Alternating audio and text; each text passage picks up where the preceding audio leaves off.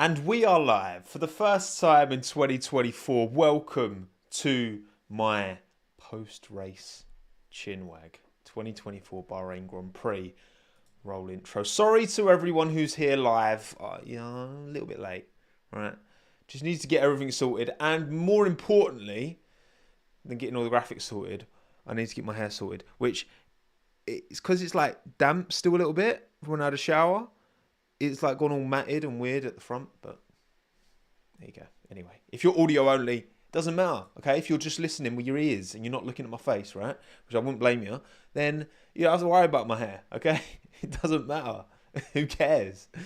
But welcome, Amar, Ben, Owen, Bastian, Jerome, Matthew, Eamon, Vlad, Nikolai, Noodlemeister, Knight, Cool Guy, the racing guy, Maximilian, Venom, Lane, Emilio, Suraj, Ambient Mike, Joshua, Leon, David, Finn, Camille, Gladiator, Izzy, Ryan, Salmon Racer, Finton, Kai, Farzad, Norbert, Static. Welcome to everyone who's here live on YouTube. Watching after the fact as well, many of you do. Can't catch these live. Different time zones, you know. All good. It's all good. I produced this to try and make it feel like a video. So I'm not doing too much in an R in, which you know that is very difficult for me. And I often don't achieve that, hence the just then. But I'm trying to work on it. I'm trying to get better at this. But yeah, thank you all for coming. Don't forget, and as Ambient Mike says, hit the like button. Okay, hit the like button. Whether you're here live, whether you're here after the fact, whether you're listening, rate 5 stars because it helps my ego. But yeah, Bahrain Grand Prix. Let's talk about it, shall we? Let's talk about the 2024 Bahrain Grand Prix. And we'll want to start where we typically start with these. There's a few little things I've changed this year with the post-race Chinwags, but I want to start with a poll. What did we rate the race out of 10? Now, give me some numbers in the live chat, please, just so I've got something to go off, because YouTube only gives us 4 poll answers. Okay, well, I mean, blimey, 3 of you put 3. So, right, I'm going to put 2 or lower, 3, 4, or 5 or higher. Give me an idea. If everyone goes one side, I might do another poll with some extra numbers. Let's just gauge where everyone's feeling about the 2024 season opener in Bahrain. Great track for sure. Big fan of Bahrain as a circuit. There's like 3 legit overtaking opportunities, really, isn't there? There's the turn 10 one that Fernando popularized last year. You've got obviously the end of the straight, and then you've got the second DRS zone end of that as well, which is nice. You know, it's nice to have a few overtaking zones. Okay, I think this is a fair spread then. 9% of you are saying 2 or lower. 34% of you gave this a 3 out of 10. 36% are giving you this a 4 out of 10. About 3 or 4. It's probably averaging out about 4, because 20% have given it a 5 or higher. It's a good track. There were some interesting battles for sure. But at the end of the day, when the win is without question, it does take the edge off it, certainly, doesn't it? Of course it does. There's nothing quite like a fight for the win. You know, there were periods of that race where you looked at, Checo relative to Carlos, and you think, if that's for the win, there's so many more eyeballs on it, because that gap was steady, but Carlos at times was closing it, and at times he wasn't, So you lot probably, 35% of you have given it a 3, and 35% of you have given it a 4. Slightly more, 21% giving it a 5 or higher, so it's edging towards a 4. You're probably averaging out about a 4. And, well, for me, the 2024 Bahrain Grand Prix, I've given it a 4 as well. Okay, so we're broadly on the same page here. Which isn't always the case. It is not always the case. But yeah, very much on the same page. 4 out of 10 for me. There were some good scraps. We had, Carlos sending it on Charles. Obviously, Charles had his brake issues, but that was quite exciting. You had some good scraps during the race. Obviously, Russell getting past Leclerc as well. Part of it was because of Leclerc's issues. You got to wonder if Leclerc didn't have his brake issues, where it was pulling to one side because it was overheating on one side more so than the other. Where he could have finished, could he have finished ahead of Checo? Perhaps, maybe. But yeah, for me, that was, as a season opener as well, there's a bit more excitement going into it and there's a bit more unknown. I think if this was like a race in the middle of the year and the exact same race played out, it's probably more like a 3, to be honest. But I think because it's the first race of the season, it gets a little bit more, there's a little bit more unknown, you know, especially those teams as well, those bottom 5 teams. Surprising order as things finished. But yeah, dominant race from Max Verstappen, 22.5 seconds. Wasn't the biggest gap that he managed last season. That was in Hungary, wasn't it?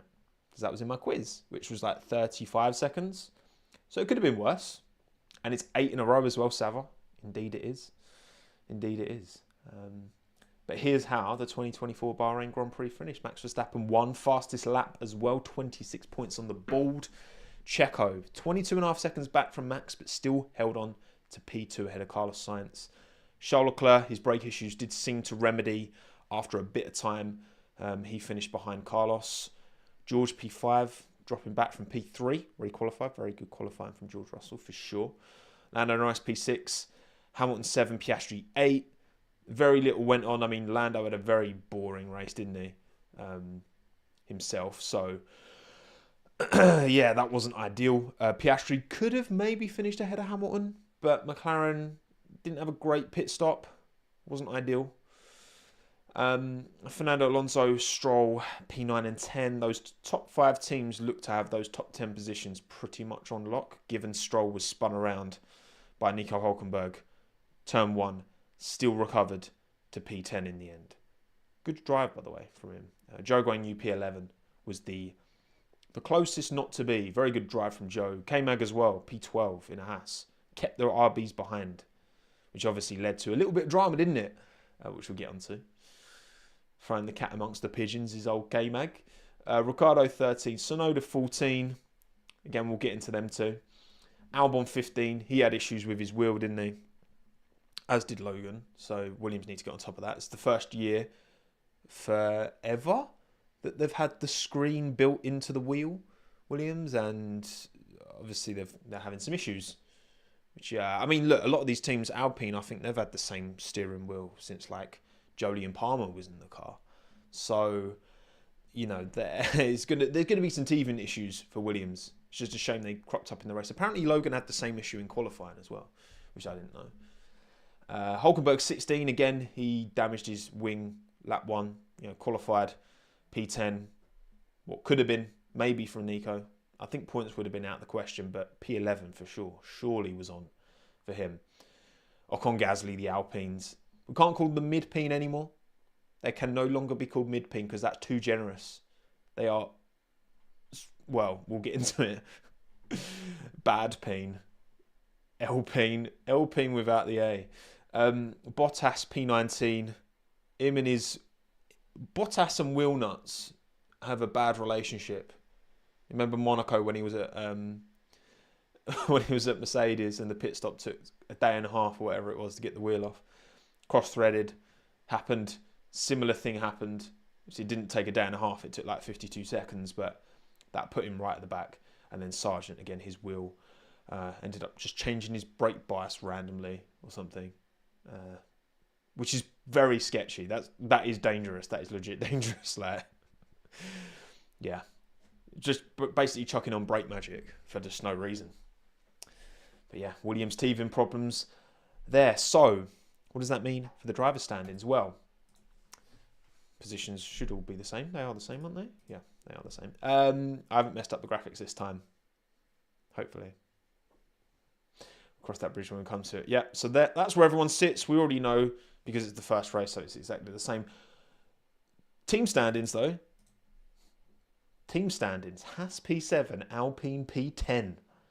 Haas could well have been, and possibly were, the 6th quickest car. Which is... That's mad. Like... That's mad.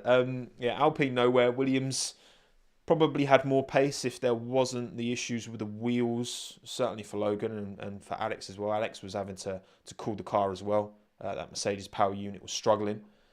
You got to think what could have been for them. Again, racing balls tripping over each other. Oh no, I have messed up the graphic. 0F24. It's fine. No one actually... You don't actually care, do you? Surely. You got McLaren behind Mercedes. They seemed pretty close, didn't they? And then Ferrari. Good little gap again without those issues. Maybe Leclerc's on for a P2. Maybe not. Maybe not. Hard to say. Actually, what I will do is... No. We'll get into that. We'll get into that when we go onto this section, which is all the teams. But we're not doing that just yet. We'll start with Alpine on that one. Absolute stinker. Okay. Excellent. Right. Cool. So, bangers and clangers. Blangers. Wow. Bangers and clangers time for the 2024 Bahrain Grand Prix. So, banger drive, clanger drive, banger team, clanger team. We're going to start with banger drive. It's Max Verstappen. Obviously. Like, look, there's times when Max's greatness gets overlooked because it's so, it's just Max winning again. The season opener as well. Like to put 22.5 seconds on your teammate. Didn't put a foot wrong. Qualified on pole. Led every lap. Max Verstappen made it look easy. And that in itself, when he's making it look so easy. This is 8 wins in a row now. It just... Come on. And he wasn't the only one. Don't get me wrong. He was not the only driver who had a great result. I think Joe had a really good drive. I think Stroll had a really good drive as well to recover from the spin to come back through. Sainz, of course, getting ahead of Charles. Yes, Charles had the issues, but Sainz got the move done. And he knows, that's a driver driving for his future, right? To put himself in the shop window. It was a great result for him. But it's Max. It's to make it look so easy. Is just incredibly impressive. But what about clanger drive? Now, difficult one this, because quite a few drivers had issues that curtailed their performance. So Logan was last, but his steering wheel just decided to chuck loads of brake balance on and he had to stop or whatever. Bottas was 19th, but also he had a 52-second pit stop. Lewis's car and George's car, they were both overheating. Charles had his brake issues, and Lewis had a crack in his seat as well. A lot of drivers had issues, okay, that affected their performance, and you can't put it on them for those issues. However, there was one driver that to me really did blow a really good opportunity. Not necessarily to get points, but they did such a good job in qualifying. Made a clumsy mistake, and I know it's turn 1, lap 1, but I've gone Nico Hülkenberg because he's the only driver I could see, and like he's made a mistake there. He's made a clear and obvious mistake. He's broken his front wing, and what probably should have been a P11 finish, probably has to be clanger drive. Yes, Hülkenberg was hit by Bottas, but that was after the contact with Stroll. He went into Stroll, then obviously he slammed the brakes on, and then Bottas went at the back of Hülkenberg, which then broke Bottas's front wing end plate. For me, it's majority on Hülkenberg. I would still probably chalk that up as just a racing incident. I'm not like, he deserves a penalty, but he did make an error in judgment and went into the back of Stroll. Spun Stroll out, and P16 in the end probably should have been a P11, I think. In my opinion. So, what about Banger Team? Banger Team. There are many suggestions for Banger Team. Ferrari, pretty good in the end, even though they did give Charles a car with dodgy front brakes. Sauber, getting Joe up there, but then they had a stinker pit stop for Bottas. Red Bull obviously gave Max the car that he could dominate and make it look easy, and Checo got a P2 as well. But I've not gone for what I can see a lot of people have going for in live chat. I've not gone with Red Bull. My banger team from the 2024 Bahrain Grand Prix is Haas. Hate me. Go at me. Have a pop at me. Go on, do it. Haas were, I think, the 6th quickest car this weekend. Think where Haas, they finished last year. Everyone wrote them off, including myself.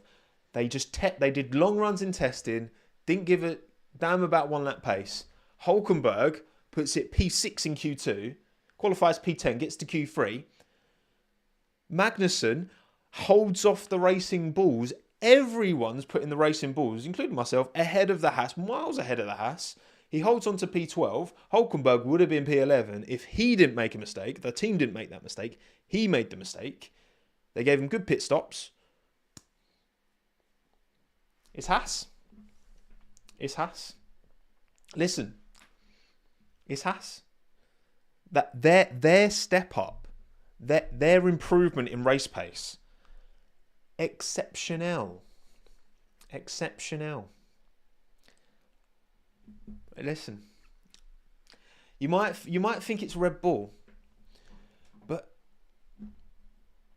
look, how much of this do you chalk up to the team or to the drivers? But Red Bull still are unable to give Checo the car he needs to be. He's 22.5 seconds behind his teammate. Now, I'm sure plenty of you will be like, "Oh, that's just because Checo's rubbish." But that's not true, is it? Like, Checo's not rubbish. He's proven over the course of his career that he's not this washed, terrible driver. Yet he's 22.5 seconds behind his teammate. Now, the priority, of course, Red Bull is to make sure Max is comfortable and good.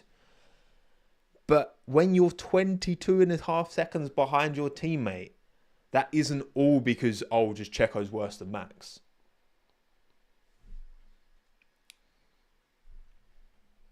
Come on.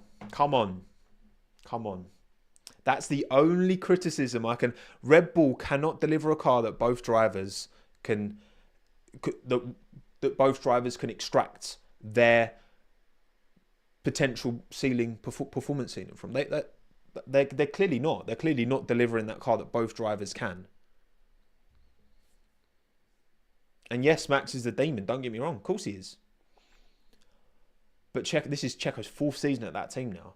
And it is mad to me that he's still this far off. And I don't believe that is just. Of course, Checo's not as good as Max. But that's not the only reason. That's not the only 100% reason. It's not. And for him to be this far off still, I think the team have to take some responsibility for that. Not even the majority of the responsibility, but some.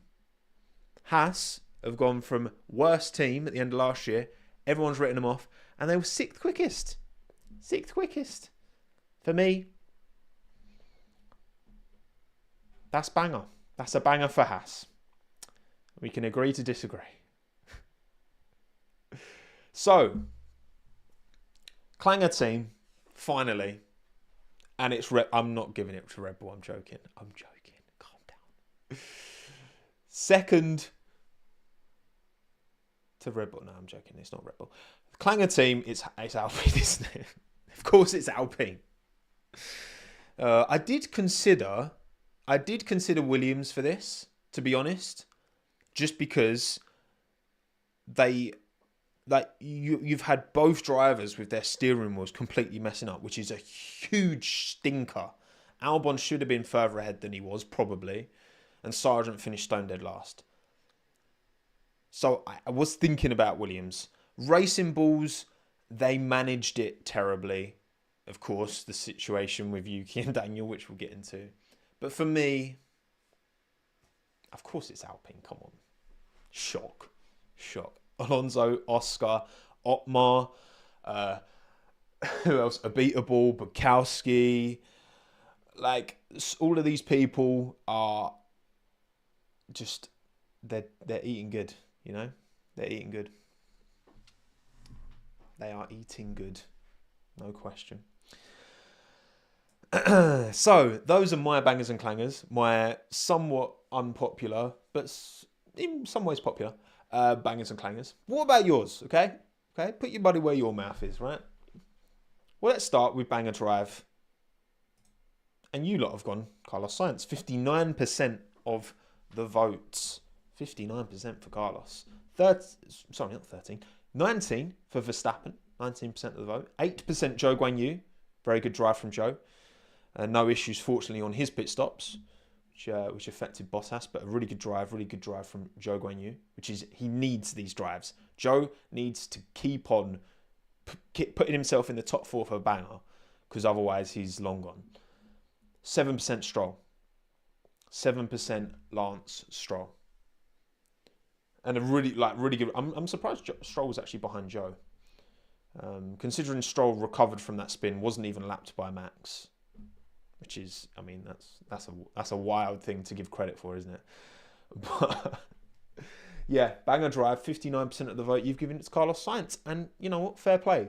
He's driving for his future. There's a lot of... I say Zhou, I say Sainz. Obviously, Sainz is going to get a seat somewhere. Of course he is. Zhou is far, far from guaranteed. So it's a more valuable drive. For Zhou. See, I'm seeing Zhou's doing loads of sponsor stuff as well.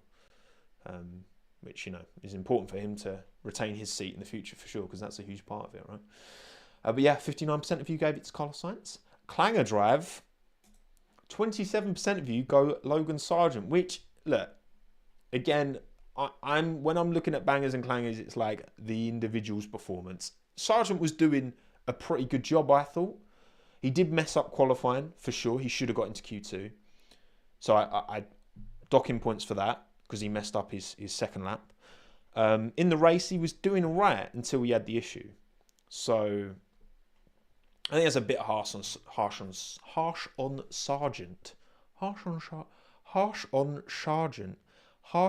Sargent. Say that 10 times really quickly. Harsh on Sargent. 17%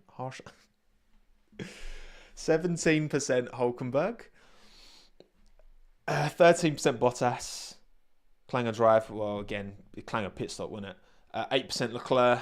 He did drop. Obviously, he did have these brake issues, which... undoubtedly did. I mean, turned 10 every single time he was locking up or going wide, or both. All right, Sava, I might not be hard for you, but I'm not quite the lexicon that you are, okay? So yeah, that's what I mean. Of those 4, like 3 of them had issues that weren't really their fault, so it had to be Hulkenberg for me in terms of Clanger instead of Sargent. Yeah, Logan got past Danny Rick as well, didn't he? Yeah, Grugs, it's a good shout as well. I forgot about that. He did pass Danny Rick towards the start of the race. So that car clearly he had confidence in that car and it had good pace. And then the wheel just decided to go up the creek without a paddle, you know. Okay, banger team. Shock, 85% have gone Red Bull. 7% Ferrari. 4% Haas. There's 4% of you who understand, who get it, okay? 4% of you, it's fine. You're there. I see you. I see the 4% of you who voted Haas for banger team. I see you, all right? We get each other. We understand one another. 3% McLaren. I don't know how you keep McLaren back. I mean, typically they stink at Bahrain, to be fair. So both in the points, not bad. But no points banger. You don't need points to have a banger noodle, Mercy. You don't. You just don't, you know. Up the 4%. And finally, Clanger team, no surprise, Alpine, 71% of the vote, 16% for Racing Bulls, 4% for Williams. I'm surprised Williams didn't have more, to be honest. I know Racing Bulls had drama, but I think Williams had a bigger clang. Williams' pace was probably better than the Racing Bulls, though, to be fair. So, if anything, I've been a bit okay. Actually, you know what? I hear it. Racing Bulls being down there, but It's just the way it goes. So, so shall we? Shall we look? Shall we look? I really can't talk today. There's something going. No, there's something going on. I'm yapping, and Ben. I'm yapping. Right, let's go team by team then. Let's have a look at everyone. Starting with the Alpine F1 team. Oh God, we knew it'd be bad. We thought it'd be bad. They claimed it would be bad. They set expectations low, but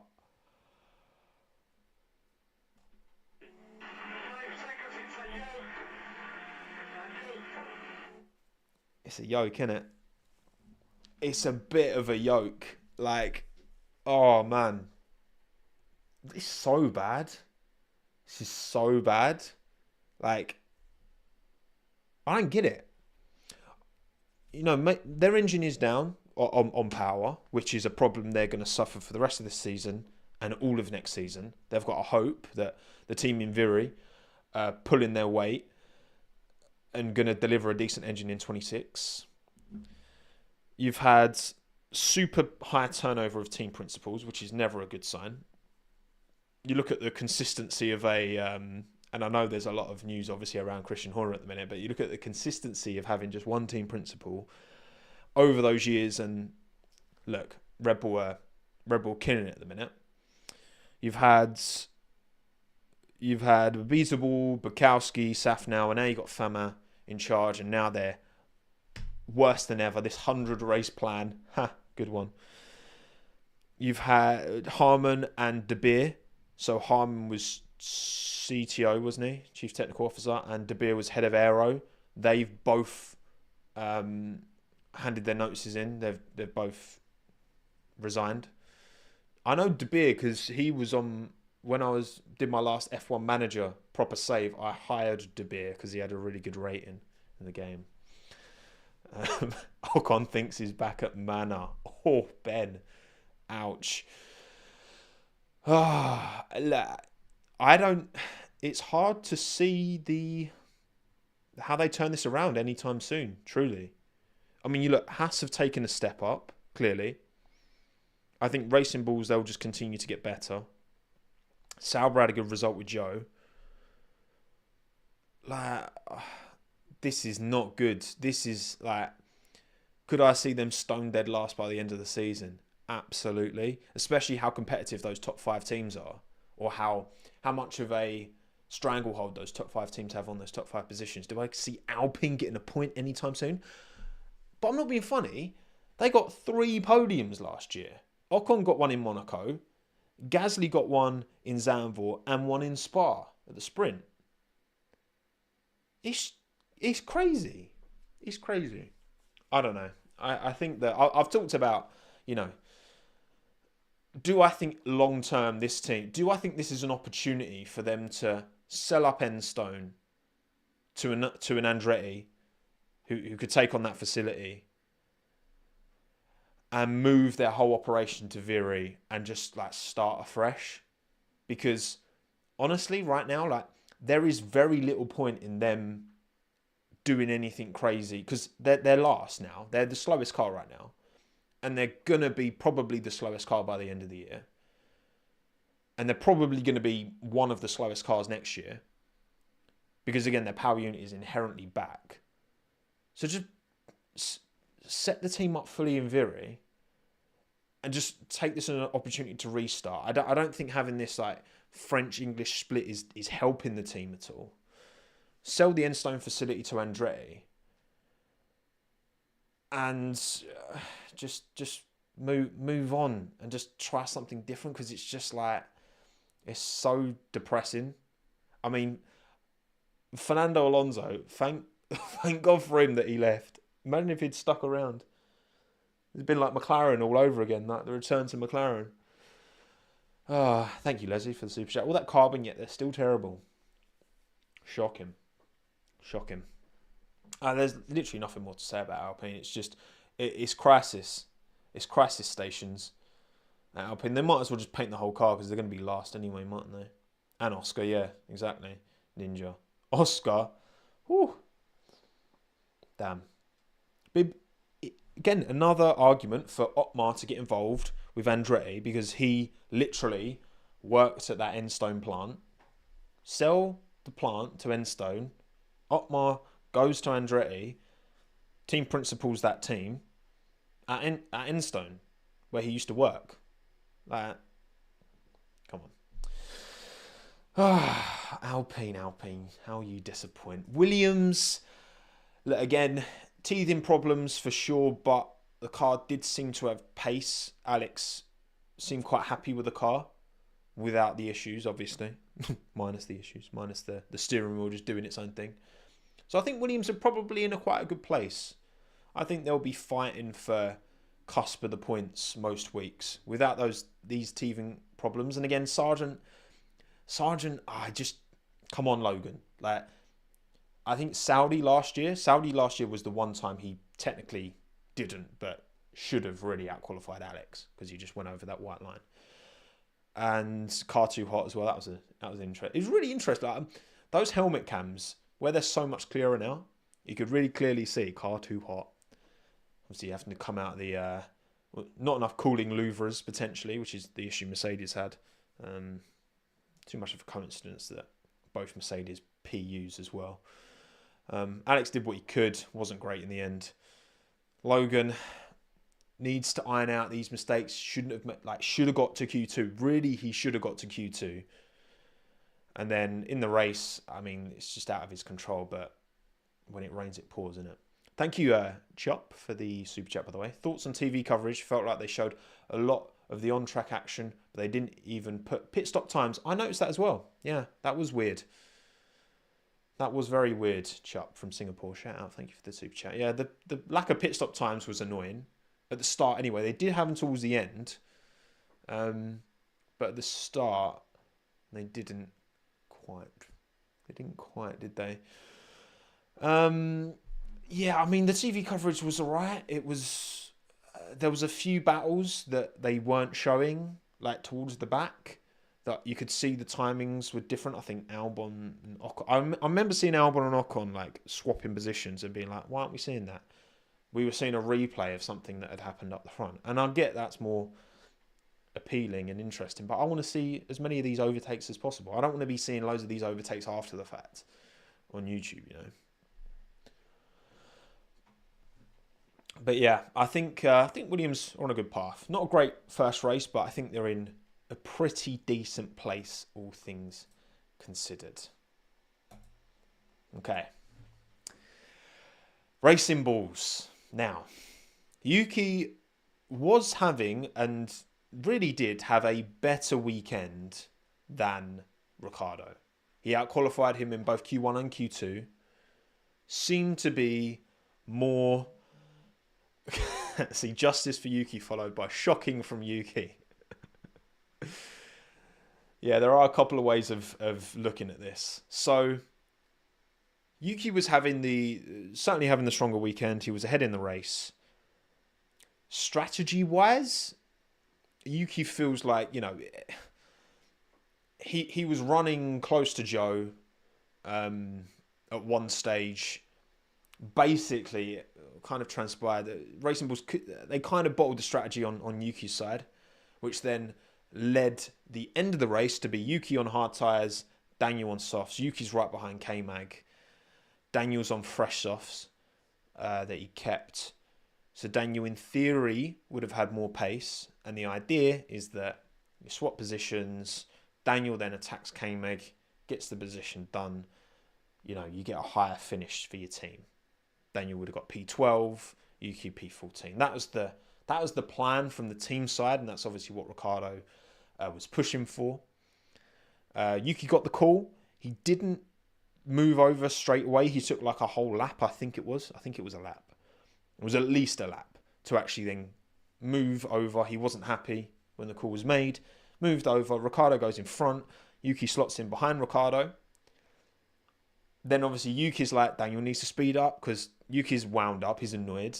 Ricciardo's not getting the move done on Magnussen. Ricciardo's obviously like, well, the extra time I spent behind Yuki, I lost that advantage that you get from the soft tyres. Blah, blah, blah. At the end of the day, Ricciardo doesn't get the move done. And they finished 13 and 14. And Yuki wasn't too happy about it, was it? Now, if you haven't seen, I can and I will show you if you're watching this on YouTube. Sorry to audio only people. But I will do my best to... Hang on, if I just... I don't know why my volume's on max. Right, so screen share up. Twitter, at TOMMO'S1. Tommo's Racing Goods t-shirt. What I'm wearing right now, up there. Bosh, get to know. Also, I've been doing my little qualifying head-to-heads pace comparison, which I'm going to keep track of this year. This is quite funny as well. Max versus F1 Twitter. This is Sobojlai, some fan who's having a pop at him. I thought this was really funny. I think it should do better than one. I think that's really good. Anyway, right. So let's. So this is Yuki's POV. Okay, if you haven't seen it, okay, this is Yuki's point of view.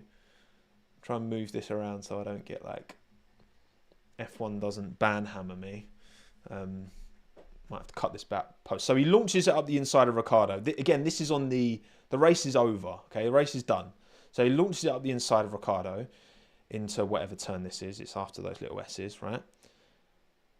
And then like it's weird because he launches it in, locks up, right? Okay, so that in itself, it looks a little bit, it's a bit weird. Yeah, you don't need the volume. But whatever. But it's more for me. It's more actually this bit here. So 1, 2, 3. He has 3 snaps and comes. I mean, look at how close he is to Ricciardo. He has 3 snaps as well. 1, 2, 3. Like, he could quite easily have just put it into the side of Daniel here. Now, look, internet lad, what you've just written, unacceptable from Yuki, but he had every right to be pissed. And I agree. I completely understand why Yuki was annoyed. He felt he was given he was let down on strategy. He was quicker than Ricciardo all weekend, and then he's being asked to let him pass to take a position that isn't even for points. Now, of course, right, as a team, you don't know. The top 5 could randomly break down, and all of a sudden, you've made a decision. You've not made a decision based off we're not going to get points, and then all of a sudden, oh, we could have actually got points, but because you can't affect what happens at the front. So I get it. I get the team want to prioritise the outcome, right, and prioritise where you're all going to finish. I just it is that reaction from Yuki, is not it. Like, that reaction from him is not what other teams, if you're looking at Yuki Tsunoda as a potential driver, like this kind of head loss and that kind of reaction to me, if I'm another team and I'm looking at Yuki as a potential, and again, you know full well how much I defend Yuki, how much I believe in Yuki, how much I've been rough diamonding him since day dot, right? And I think he's incredibly talented. I think he had a better race weekend than Daniel Ricciardo, which is massive, right? But acting like this, you can only really get away with that if you're like exceptional. Like, think about, when Vettel drove into the side of Hamilton at Baku. Like, that kind of petulance, right? Yuki wasn't a mile off doing that. He wasn't. And the thing is, right, if he loses it on one of those 3 times where he almost lost it, if he loses it and puts it into the side of Ricciardo, if that was to happen, I wouldn't put it past Red Bull to just be like, right, you're out, Lawson in for next race. That's it. Like, Yuki cannot react like this. He has to, that's not gonna, for him, right? This is for his best interest, to guarantee his future in Formula 1. Lawson's coming into that seat. If he wants the Aston Martin drive, right, Honda backed, all this, he can't be doing stuff like this. He can't be reacting that way. I understand he's annoyed. I agree, he is right to be annoyed, but you can't react like that, because that just demonstrates a head loss that you just it's just not it. And I'm disappointed, honestly. Like it's disappointing because I'm a huge Yuki fan, and he can't be doing this. He needs to like look back on this and be like, right, I messed up here. Like I'm right to be aggrieved, but you don't do that. You don't do that. You don't do that. Right? That's just foolishness. And he could have, again. He's on opposite lock 3 times. And this is on the cooldown lap next to your teammate. It's just foolishness. So yes, I've seen a lot of people be slamming Yuki. I've seen a lot of people slamming Daniel. I don't really get why people are slamming Daniel. Like, I don't really understand. Like, I know, there's the post-race, Daniel was like, oh, it's immature from Yuki. I mean, his reaction was very immature. Like, I don't know what to say. Like, it clearly was. His reaction was immature. Daniel's got to prioritise himself. And if the team are like, right, Ricciardo was on the stronger tyre. I understand the theory of the team doing that. But ultimately, I don't think Ricciardo had enough of a delta to justify swapping them, in my opinion. But that's a bit of a grey area, right? You can justify that one way or the other. But I mean, it was an immature reaction from Tsunoda. Like, it just was. Like, objectively, it was. So, I don't know. I've seen a lot of people slamming Ricciardo. I mean, Tsunoda's reaction. If he doesn't react like this, then I think, everyone's going to be looking at it and be like, yeah, Yuki got shafted here. It wasn't fair. And I do think he got shafted a bit by the team. But don't react like that, Yuki. Because that's not going to help that's really not going to help your ambitions to stay in F1 long term, no matter how good you are on track. Because if you're going to act like that, you need to be an exceptional, undisputable talent to get away with it. Should have given the position back. And you know what? Indrek, I agree. I think if you're going to do that and you're going to let Ricciardo pass, I think they should have swapped them back, just out of principle. And I agree with that. And I think Yuki had a right to be annoyed about that as well, right? I don't begrudge Yuki for being frustrated. I agree with the frustration. I just don't agree with the reaction. Simple. And yeah, for sure, no amount of talent should justify it. No question, right?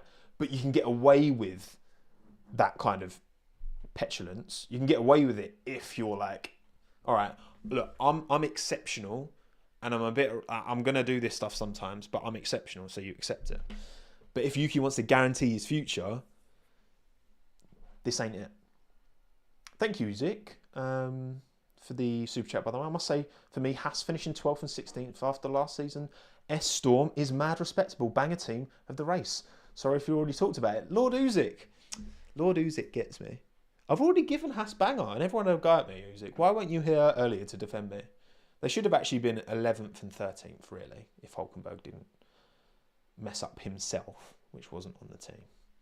And if Haas finished 11th and 13th, way more of you are giving them banger team. You just are, okay? And that's what really should have happened. But anyway. Right, cool. Okay. Next team. We'll talk about Haas now. Them getting to Q3, Hulkenberg getting to Q3 happens, was it 7 or 8 times last year he got into Q3 in like normal quali sessions. So a Haas getting into Q3 is not a massive surprise. Hulk did a good job. K-Mag should have been closer. He was very disappointed. He should have got to Q2 given the pace in the car. But come on, like, it's just very, very, very impressive. The turnaround seems to have, how much of this is Komatsu? instead of Steiner being in charge. Realistically, like Komatsu's not been in charge very long, but he's been a part of this team for a while, and he, you know, do they tackle testing differently with Steiner in charge? Probably. How differently? Would they have a massively different result for this first race? Probably not a massively different result. But then today they've got on top of the tyre issues, as Ferrari seem to have as well. And the potential of that racing car is all of a sudden starting to come out. Now, will they get many points this year? Doesn't seem so, because it seems that top 10, if they don't have reliability issues and don't crash into each other, then the top 5 teams, the top 10 drivers, pretty much on lock, but very impressive. I think Haas... Oh, yeah, K-Mag did get Q2. Sorry, I forgot about that. K-Mag got Q2, but then he was like... Well, what was the... Got it in my head. He was 0.678 off of Magnussen. Sorry, off of Hulkenberg in Q2 was Magnussen, which obviously isn't good enough, and he made a mistake and he put his hands up after. But yeah, Haas kind of quicker than RB, seemingly. Racing Bulls. Yeah, man. It's good. Positive. Komatsu, well done. Steiner was knocking about, wasn't he, this weekend? He was doing media for German TV. Wasn't he on with... I saw on Twitter someone say that he was on with Ralf Schumacher. And obviously him and Ralf don't have the best relationship because of Mick. Someone at the door. Right. I'm gonna give you an advert while I go get the door. See you in a bit.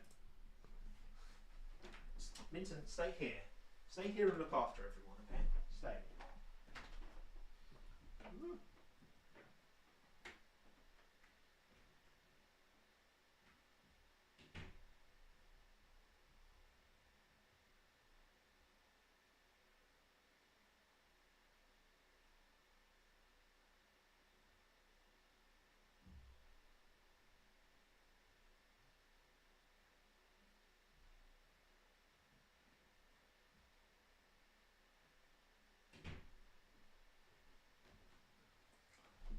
Hannah's been ordering stuff from Amazon.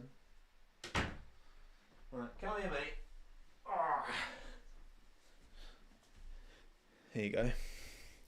Well, I clicked the insert ad button, so who knows.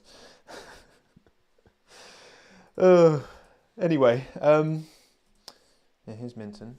Here's Minton. His Highness is here. Sorry again to everyone who's audio only. You're not getting the Minton experience, but never mind. My mic is off. My mic is not off, Galaxy. Stop being mischievous. Thank you, Gladiator, for the super chat as well. Tomo, you missed my other super chat. Really? It's not showing me a... Is it here? Oh, yeah, it is there. That's so weird. Sorry, Gladiator, for missing your super chat. Thank you very much. Very kind of you. TSU's Sonoda's behaviour on the in-lap was reckless and irresponsible. Be mad at the team, but Ricciardo did nothing wrong. True, Ricciardo didn't do anything wrong. At the end of the day, like, he's prioritising himself, and the team were like swap positions. It wasn't like Ricciardo was... Well, even when a driver, like, you get that all the time, right? And driver bangs on about being, oh, let me pass. Like, they all do it, so whatever. Sonoda caused a problem by delaying Ricciardo, and he had 2 laps to get magged because of Sonoda's tantrum. Yeah, I mean, look, Sonoda... Daniel was very much... We talked about this like before the race, so who actually knows, right? If this was actually talked about specifically, oh, Daniel's probably going to have a stronger tyre at the end. But then obviously Sonoda was so close to Magnussen, it was like... It's difficult. And he did let him past in the end. He didn't fully ignore the team order, but... The delay didn't really help, did it? Yeah, thank you, Gladiator, for the super chat. Appreciate it. Appreciate it. Right. Next team, we have our Sauber, actually. Which, by the way, that green livery absolutely slaps on camera. Love it. Love it. Not going to lie. Don't love the sponsor at all, but the livery on screen, Bosch, lovely jubbly. Very good. Yeah, good race from Joe. Bottas, long pit stop. I've not really got much more to say. Both out in Q1, which is a bit concerning. one that pace wasn't really there. Joe had a massive moment, final corner, and was only 1/1000th behind Bottas. So without that mistake, he's probably out qualifying Valtteri, but he's probably still not getting out of Q1. Nah, I think this car looks great on TV. This car looks spot on telly, I reckon. I'm very happy with that. But yeah, Bottas unlucky. Yeah, he got a really good start, didn't he? No, he did get a really good start, did Valtteri, but got caught up behind Hulkenberg. And then, yeah, cross-threaded wheel nuts. Not good.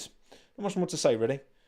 But pretty good. Better than expected to finish ahead of both Racing Bulls, ahead of both Haas, ahead of both Williams. Zhou Guanyu did a good job. Needs more drives like that to maintain his F1 future, I think. Oh, you're looking directly into the camera, mate. I think you just did, didn't you? Okay, Aston Martin. Ooh, bit of a lonely race for Fernando. I think he was saying, P6 quali was a bit of an overachievement almost. And Stroll to come back through, like honestly, a really good drive from Lance actually to recover through. He had a good Bahrain last year as well. Maybe this is just a track that he works on, maybe. But yeah, very good drive from Lance. Fernando, kind of that's just where they are. They're just fifth best. They're the new kind of uncanny valley mid team. They can occasionally get up there in qualifying, but it doesn't seem like they have the race pace. So hopefully they've got some upgrades coming, because it was quite an underwhelming, Marion. It was an underwhelming weekend for Aston Martin, broadly speaking, wasn't it? See, Stroll was P12 in quali as well, so went out in Q2. Any drive going from last to points would get all kinds of praise, but it's Lance. Yeah, Ryan, I agree. It deserves big praise for sure. Obviously, the Aston Martin is quicker than a lot of these cars at the back, and he spun out on the first lap as well. But there was no safety car to help him either. There was no VSC either. All 20 drivers finished. So yeah, you know what? Big up Stroll, great drive. Fernando just did his thing. Just a hard one to really get to say much about Aston Martin. Aston Martin. They're pretty mid at the minute, aren't they? McLaren were, again, just a bit of a nothing race. Piastri was giving Lando something to think about at the start, which was quite exciting. On that first lap, he was sending a few little kind of dive bombs, which was pretty cool, but they kept it clean. And Lando just had I was hoping Lando was going to reel in George and give us something at the end. It was kind of frustrating as well. That's kind of why this race, it could have been. There was a few battles that we were kind of teased, but we didn't ultimately get.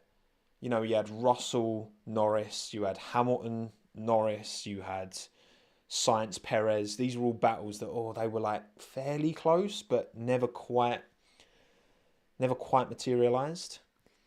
Actually, I think Piastri did a really good job up to that pit stop. That gap to Lando, he was pretty steady at 2.5 seconds. I think he crept up to like 3.5. But that was, compared to last year, where he would be dropping, 0.2 a lap to Lando. That was a lot better from Oscar. The pit stop wasn't great. His front left was slow. And then he just desperately tried to defend from Lewis, but Lewis kind of had him all day, to be fair. He would have probably got him into the second DRS zone anyway. If Piastri had held on ahead of Lewis, that would have been interesting. That would have been a good little scrap, I think. But I think Lewis probably would have ended up finish ahead of him anyway. And yeah, Piastri had cold tyres. But again, if he'd, that pit stop had been half a second quicker, he would have been a bit less compromised into that corner and could have maybe defended a bit more into the next. But ultimately, I think better than expected from McLaren, given that Bahrain is never a track they run well at. It's too much low speed. Suzuka's round 4 this year, so that's one to look out for. But obviously they've got an upgrade as well coming, I think, for Miami. And as street tracks go, that's quite medium speedy in some places anyway, Miami with the S's and that. So yeah, pretty good. Pretty good for McLaren. Jeddah's high speed, yeah. I mean, it's kind of Jeddah sits in the middle, isn't it? Because there are some high speed corners, but there are some very low speed as well. It's a bit of a mixed bag, is Jeddah. But yeah, well done McLaren. Pretty good, all things considered. Mercedes didn't put enough cooling louvres in the car. That's what George was kind of saying after. Anyway, they covered over some cooling louvres. They thought they could get away with it. They couldn't, which compromised them massively. And I guess that's part of the, when I look at the two teams that were next after Red Bull were Ferrari and Mercedes. That gap, George to Max at the end, if George isn't having to lift and coast, if he isn't having to cool the car, that gap is obviously going to be smaller. You had obviously Lewis's seat brake as well, and he was having to cool the car. Mercedes and Ferrari both had issues. So that 22.5-second gap, would it have been less if Mercedes and Ferrari had no issues? Yes, it would have been less. Would it have been in single figures? Probably not. But it would have been less than it was. So, yeah, Mercedes, a few little issues for them, but really good quality from George. He picked the right setup. I think Lewis did close the gap quite a bit by the end. But yeah, at the end of the day, it wasn't. Russell definitely won out this weekend. He picked the right setup in quali and stayed ahead in the race. And 4 points more than. Oh yeah, the battery as well, wasn't it? Yeah, a battery, overheating engine, broken seat for Lewis. Not what you expect from a team as established and well drilled as Mercedes, but I predicted Mercedes fourth for a reason. Yes, this is a new car concept, and it's going to take a while for them to get on top of it. But they've got two elite drivers, so time will tell. Time will tell. Ferrari, again, let's do a little poll. So, without his brake issues, would Leclerc have finished ahead of Perez? I want to know what you think. Because obviously at the start, Leclerc held on to P2.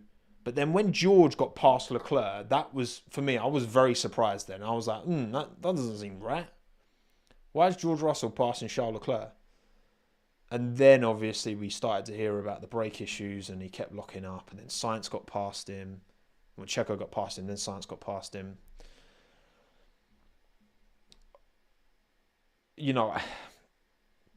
Sainz had, the thing is as well, like Sainz had seemed to have a clean race. He seemed to be happy with the car. And he still finished behind Perez, but then he also started behind Perez. But his pace was pretty much equal to Perez at the end, although there weren't. Perez was on the soft, Sainz on the hard. So hard to really compare too much, but I think Leclerc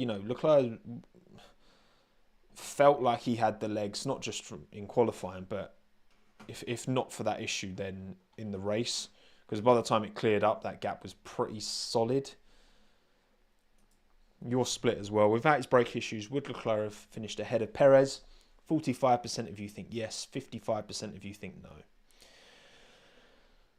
Without his brake issues, would he have finished ahead of Perez?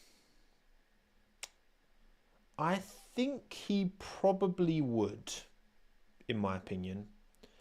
I think he would have. I think that Charles is very racy at Bahrain. He's very good at Bahrain. He knows how to defend at Bahrain. We saw him scrapping with Max in 22, playing all the DRS kind of chicken games. Max was falling for it. I think Charles would have put up a stout defence against Perez. And I don't think Perez would have had enough of a pace advantage to get a move done. I think Charles, as long as Ferrari, and their Ferrari's pit stops were good, they did some 2.2s because they're good at pit stops and operations now, Ferrari. They kind of are. I think he probably would have finished ahead, in my opinion. But obviously it's very close. It's very tight. Very, very, very. Very good. Bro, you look hot. No, I'm actually really cold. My hands are freezing. My hands are freezing. Did Science have brake issues? I didn't hear anything from Science about brake issues, but I wouldn't be surprised. If one car's got it, typically the other's probably struggling as well. But yeah, pretty good from Ferrari, all things considered. Without the issues, I think they'll be more competitive in Saudi relative to the Red Bulls, in my opinion, for sure. So finally, Red Bull Racing, Max Verstappen does his thing once again. And yeah, look, Checo was a long way behind Max, which obviously it wasn't punished this weekend, but having that kind of gap to your teammate will be punished in subsequent weekends. Perez got to Q3 and he was fifth in quali. He said he made a mistake, so it could have been better. I did expect going into this weekend he would have a good weekend. I expected a Perez podium. Bahrain, he runs pretty well typically. Obviously, he had his amazing Sakir race when he was at Force India. In Bahrain, it's a lot of low-speed corners, which typically suit him better. It's a track like Japan. Round 4 Suzuka is going to be a big test for Perez, because I worry for him around a track like that. I think Bahrain, he's good. But yeah, I mean, Max, there's always going to be like some belief that, oh, maybe they're not going to absolutely hit the ground running this year and actually give us a competitive battle at the front, which ultimately we always want that. But wow. You know, I think that gap was definitely helped by the issues that Mercedes and Ferrari had, for sure. I think that the size of that gap was inflated by other teams having issues. I think if Ferrari and Mercedes had clean weekends, it wouldn't have been a 22-second gap. It probably would have been like a 12-second gap, which is still significant, but like, yeah. Big statement of intent from Red Bull, big statement of intent from Max Verstappen. So, we'll see. But of course, if you haven't, in fact, let me find, I'm sure someone's posted the article somewhere. I think motorsport.com did. Yeah, that's finds the article. Where is it? Here we go. Oh no, it's not that one. That's just a comment from Christian. That's that. Where is it? Here we go.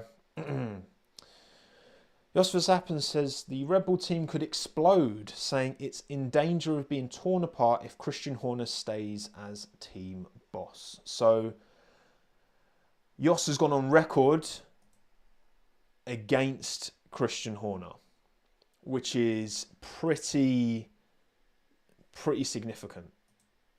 Pretty significant. And thank you, Lino, by the way, for super chat. Max was just cruising half the race, so the gap could have been way bigger. It's a good point, Lino. Although he was, I don't think that's in Max's nature to just chill. But so yeah, Jos is cat amongst the pigeons. He's very much. It felt like this weekend. Obviously, Christian was there with Jerry, and it felt very much like there was, you had the owners there as well, the Uvidas that Christian was kind of standing with, kind of awkwardly, but whatever. And it did feel like there was a statement of solidarity was being projected, right? Call that PR, whatever you want, right? Was being projected, him with the Uvidas and Jerry being there with Christian and just being like, we're just focusing on the racing, blah, blah, blah, and just kind of... Now, obviously, Jos has put this statement out. That is the first kind of... Yeah, that's pretty bold, right? Because you got to wonder, I don't know, I think it's very interesting to me, the whole Verstappen dynamic, because, Jos is always there. How much of that is Max wanting Jos to be there? How much of that is him just being there, getting involved? I don't know. But it's that's certainly put the cat amongst the pigeons. So who knows now? Obviously, if you've got Jos Verstappen coming out actively saying,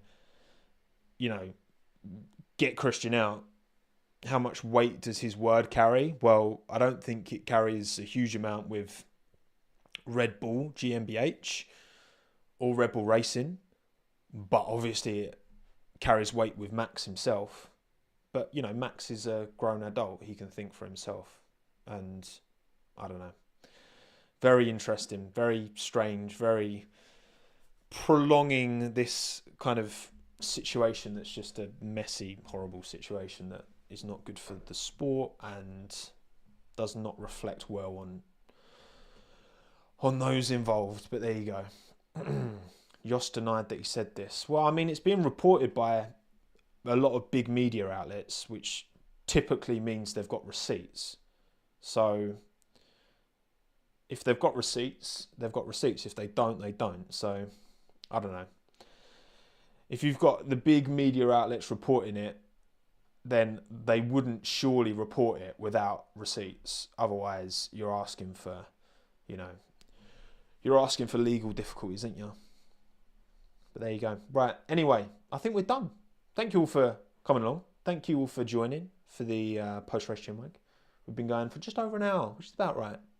2024. This weekend, Saudi Grand Prix, another Saturday race because Ramadan, of course. So, yeah, doing the same again. Pre-race Chinwag probably will be on Wednesday. Yeah, I'll do that on Wednesday because practice Thursday. Yeah. Wednesday, pre-race Chinwag. I'll try and have a video out on Tuesday as well. Got a few ideas. Oh! You lot of goods. I almost forgot about the brand new section. Well, also F1 Fantasy, by the way. Didn't do very good. 141 points for me. Charles 22. George 20. Fernando I put double, but he only got 7 points, so that's 14. Ferrari got good points for me, but no. I almost forgot Formula 2. I've not done this section in the post race before. I'm sorry. I did actually forget, and then a bunch of you posted F2 in the chat, and I was like, oh yeah, I've actually done graphics for F2. That would have been so annoying if I'd just wrapped this up and completely forgotten all these graphics that I spent time doing. So here are how the Formula 2 standings sit after rounds 1 and 2. Bahrain are complete. Zane Maloney, double win. Only the 5th driver to win sprint and feature back-to-back since Formula 2 became Formula 2, I guess. Pepe Marti, 24 points. Really good weekend for Pepe Marti, rookie. As you can see, I've got the R's next to the rookies. Paul Aaron as well, dropped by Mercedes, but comes into F2 and gets 19 points in his debut weekend. Gabriel Bortoleto, McLaren driver, 15. Zach O'Sullivan, Bortoleto was F3 champion, by the way, as well. Zach O'Sullivan as well, very impressed by him. Massively outscores his way more experienced teammate. Zach O'Sullivan, rookie, 14 points. Jack Crawford, 8 points, the American.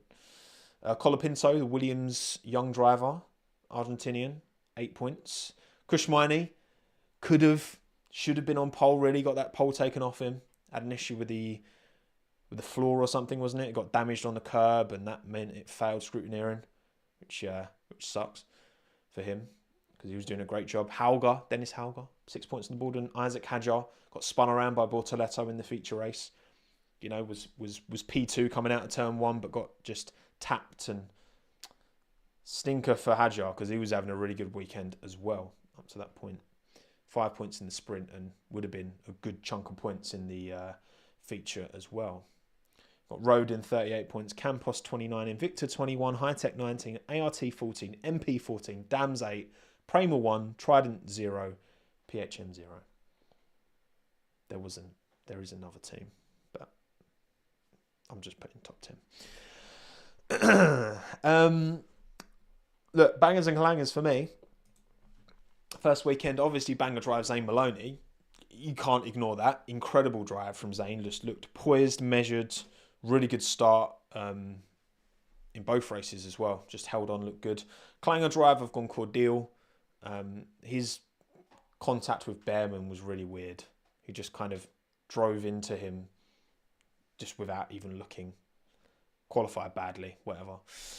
Banger team, Campos, I've given it Campos. You had Hadjar and Marty. Both did an incredible job. Hadjar was super unlucky. If Hadjar doesn't get spun out, they're on the most points ahead of Rodin because Miata didn't have the best first. It wasn't terrible by any stretch, but he got a few points, did Miata, but could have been better. I think Campos nailed it for sure.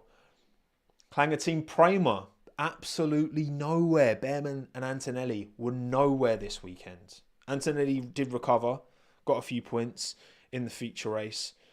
Behrman could have recovered a bit better, but obviously that contact with Cordeal damaged his front wing end plate, which he just dropped off like crazy. He was like 12 seconds off of the back of towards the end. So Ollie had damage, but Prima put them two in a terrible position this weekend. Like nowhere near the top 10 in qualifying. They were like a second back. So they seemed to recover somewhat in the feature race for sure. Again, Antonelli got a point.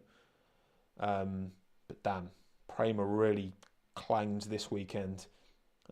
Prima are one of the most decorated team in F2, if not the most decorated team in F2. So, but it's just humans, and humans can make mistakes. So there you go. There you go. This shows that whoever thinks the car doesn't matter in a spec series is delusional. And look, Quartz, that's the thing, right? I don't necessarily think that F2 does enough to educate the audience on how much of a difference a good team makes to a not so good team. But it's understanding and setup. You look at, you would be forgiven for looking at, and I think this is the case for a lot of spec series as well. It's the same with like IndyCar. When you're running the same chassis, you would just look at it and be like, oh, all the cars are the same, so everyone's got exactly equal opportunity. But the team still plays a huge role. I think that should be more communicated. What was Christian's old? It was, I can't remember. Fred started ART. Fred Vasseur started ART, and Christian started. It's not one of these ones. It's not one of the 10 on the group. What was it? What team was it that Christian started? Which junior team? Arden, that's it. Adrian. Arden, yep, Rosaline. Berserk, Arden. Yes, it was Arden. But they're not about anymore. I think they're rebranded time ago. Right, anyway, we are done. Actually done this time. So thank you all for coming. Don't forget to like the stream / post VOD / 5-star on all good audio only platforms. And I will see you on Tuesday for an upload, Wednesday for the pre-race Chinwag for the 2024 Saudi Arabian Grand Prix. So I'll see you then. Thank you all for coming. I appreciate you all taking the time. Thank you for enabling me to do what I do. I couldn't do it without you. Thank you very much. But there's not really any t-shirts left. But if there's one in your size, there's like mediums and not small and extra small. But there's like 4 left. So buy one. Bye. Bye. End.